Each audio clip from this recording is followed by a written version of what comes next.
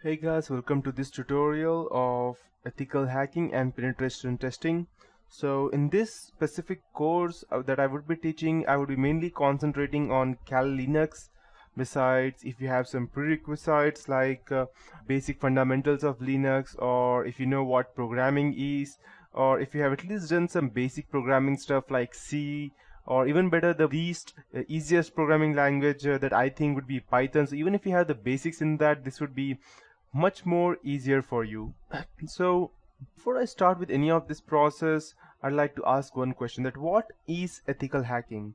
If you are talking about as to getting into someone's or invading someone's privacy, that is not called as ethical hacking. It's just hacking, and hacking can never be ethical. So hacking means to go ahead and gain someone's personal information, and if you define the term as ethical hacking, then ethical means doing it for the right purpose.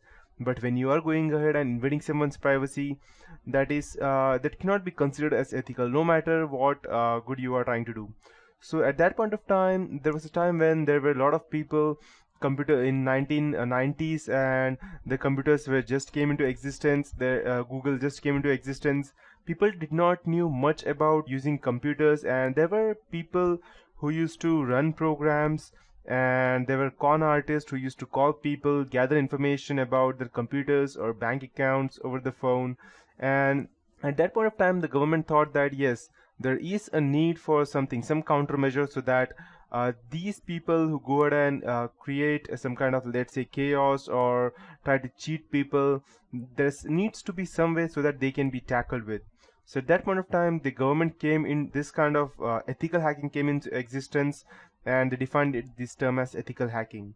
So to start with, uh, just before I proceed, let me tell you that ethical hacking is not only necessary for, let's say, for your studies, or to go ahead and get some, let's say, to get a job in a company. If you're just doing this for getting a job in a company, then let me tell you that it's not that easy. And even if by the time you see this course may become a bit outdated, because to be in process to gain information about ethical hacking, what I could do in this tutorial is that I can go ahead and give you the latest updates that I have, but this is as for today. And after 1 week, there may be new updates, there may be more zero-day vulnerabilities, and there may be more different kinds of trojans that I won't be able to secure you from now on. So, and just before I proceed, I would like to tell you that this is just for educational purpose only, and anything that would be used for doing malicious purpose, I don't take any responsibilities for that, or even my company. So to start with, yeah, that's how it is. So in this whole tutorial of ethical hacking and penetration testing, I would teach you what ethical hacking is: footprinting reconnaissance, that means gathering information from different places. Then we need to go and scan the networks, the IP addresses, the WHOIS, the domain names, and we need to go and get into systems.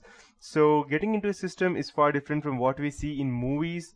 It's not like we can just go ahead, and if you see some movies like, let's say, The Matrix, which was very famous, or if you go ahead and see the Hackers movie, or if you see any movie in which they show that okay, this guy is a hacker, so you can see them that they just go ahead, type some random stuff into computers or cell phones, and yes, it is hacked. But no, in reality, that is far away from different.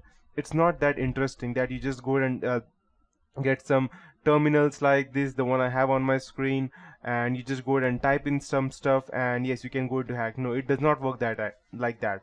You need to go ahead and gather information about your specific target, each and everything related, from his personal life to his background, what he did, to his history, what he did, to what he is current, what he likes, what he does not. Yes, because ethical hacking is a term which consists of gathering information and exploiting them on your target. But ethical hacking is not only to save yourself or your customer to whom you would go and save from getting, let's say, getting indicted from the specific hacker. It's also about attacking them. So you might be thinking that why do we need to attack someone? If you go ahead and try to penetrate someone else's organization, then it is unethical, right? Yes, that is unethical. But if you get the permission, then it is not.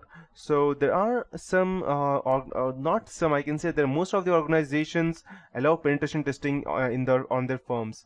The reason being that they need to know that if there are some hackers out there, and so how could they go ahead and save themselves from them. So they go ahead and authorize a penetration tester, someone like me or someone like you who would become after going through this whole project of mine. So once you go through this project, you will become some kind of an ethical hacker, but you need to keep yourself updated and you need to go ahead and practice continuously, and there is no actually stop for this ethical hacking.